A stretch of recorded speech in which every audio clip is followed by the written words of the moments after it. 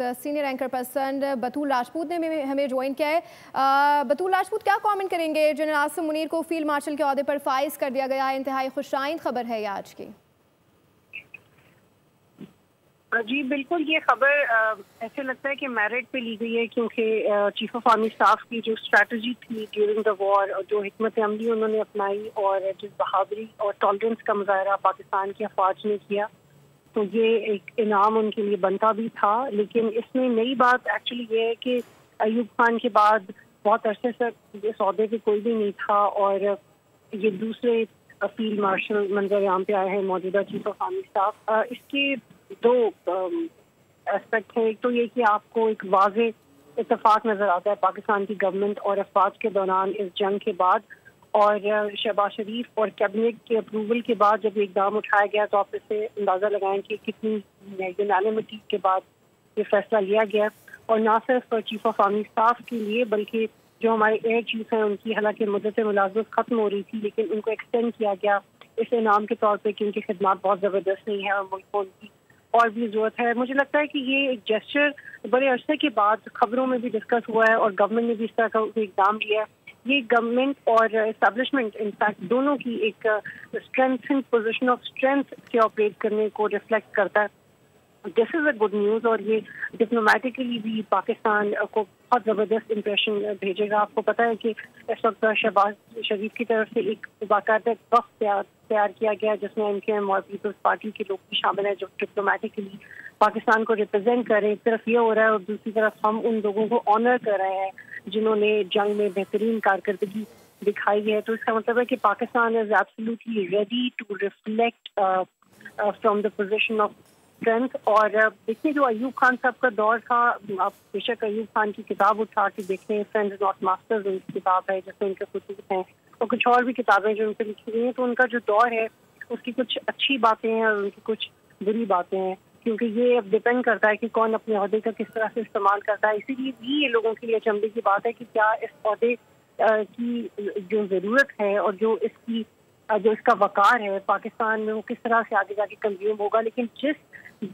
हालत में और जिन कंटेम्प्रेरी टाइम्स में ये स्टेप लिया गया है, it is absolutely on merit. मुल्क को इसकी ज़रूरत थी और चीफ ऑफ आर्मी स्टाफ की जो टीम है इससे ज़्यादा डिजर्व करते हैं। 4 स्टार जनरल से सिर्फ 4 स्टार जनरल बन जाना ये तो टेक्निकल स्ट्रेंथ है जो उनको मिली है, टेक्निकल प्रमोशन है जो उनको मिली है, लेकिन जो उन्होंने अपनी जगह लोगों के दिलों में बनाई है एब्सोल्युटली ये इसमें बिल्कुल एग्जैजरेशन नहीं है। That he is one of the most popular person in Pakistan at this very moment, चाहे वो किसी सियासी लीडर के मुकाबले में हो या अपोजिशन के मुकाबले में हो।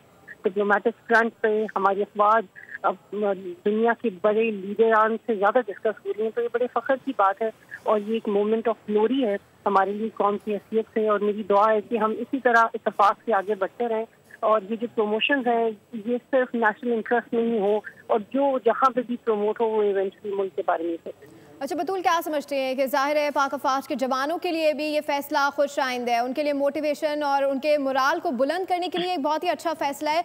और जब ऐसा, क्योंकि भारत इस वक्त भी कुछ भी कर सकता है, उसका यही कहना है कि अभी जंग ख़त्म नहीं हुई है, हम कुछ भी कर सकते हैं, सीज़ फायर है, ये है। फिर हम देखते हैं कि दुश्मन को भी एक स्ट्रॉन्ग मैसेज जाता है। दूसरी तरफ हम देख रहे हैं कि उनके अफसरान की जो है बढ़तरियाँ हो रही हैं, उनको बरतरफ किया जा रहा है और हमारे यहाँ जो है वो हमारे अफसरान को मोटिवेट किया जा रहा है और बल्कि उनके ओहदों को और मज़ीद बढ़ाया जा रहा है।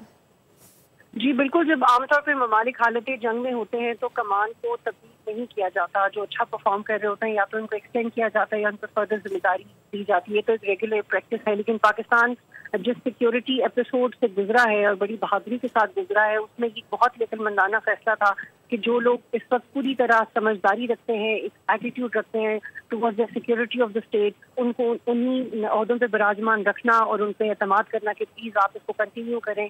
ये वक्त की ज़रूरत भी थी। पाकिस्तान अफोर्ड नहीं कर सकता जो इंडिया ने मिलिट्री में एडवेंचर किया कि हमें आई एम श्योर कि चीफ ऑफ आर्मी स्टाफ के पास हमारे मजीद ऑफिसर्स हैं एयरफोर्स में, नेवी में, आर्मी में, वो भी बहुत इंशाल्लाह ब्रिलियंट होंगे। लेकिन पाकिस्तान जिस फ्लूइड कंडीशन से गुजर रहा है सिक्योरिटी वाइज, डिप्लोमेटिकली, खास तौर पे यूएस पुल आउट के बाद हमें इसकी ज़रूरत है कि जो लोग जो काम कर रहे हैं उनको करते रहने देना चाहिए। और ख़ास तौर पे जो SIFC का, मैं इसका जिक्र इसलिए करना चाहती हूँ कि जो SIFC کا بڑا انویسٹمنٹ کا پروجیکٹ ہے، وہ بھی چیف آف آرمی اسٹاف اور شہباز شریف کی مشترکہ کوششوں سے وہ ٹیم ورک سے ہے. تو نہ صرف یہ آپریشن بلکہ پاکستان میں اس وقت بہت بڑے معاشی اقدامات لیے جا رہے ہیں جس میں فوج اور حکومت ساتھ ساتھ کام کر رہے ہیں. تو آپ اس کلیئر اچھا ورکنگ ریلیشن شپ دیکھ سکتے ہیں. دیکھیں پچھلے ایک سال میں پاکستان میں جتنی بھی پولیٹیکل انسٹیبلٹی رہی تھی وہ سب زائل ہو گئی جو ہم نے 10 مئی کو وٹنس کیا.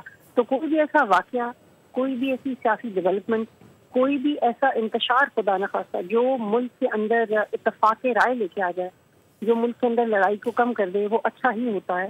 تو آئی ہوپ کہ یہ جو اچھا ان کا ورکنگ ریلیشن شپ ہے یہ آگے چلتا رہے اور کوئی مزید بلا وجہ کی آوازیں نہ اٹھیں اور اس سے اعتراض نہ اٹھائیں. دیکھیے یہ ڈیزرو بھی کرتے ہیں، دیکھیے ڈیزرو کرتے ہیں. جو ہمارے جوان بارڈر سے لڑ رہے ہوتے ہیں وہ بھی کسی کے اولاد ہوتے ہیں، کسی کے بچے ہوتے ہیں.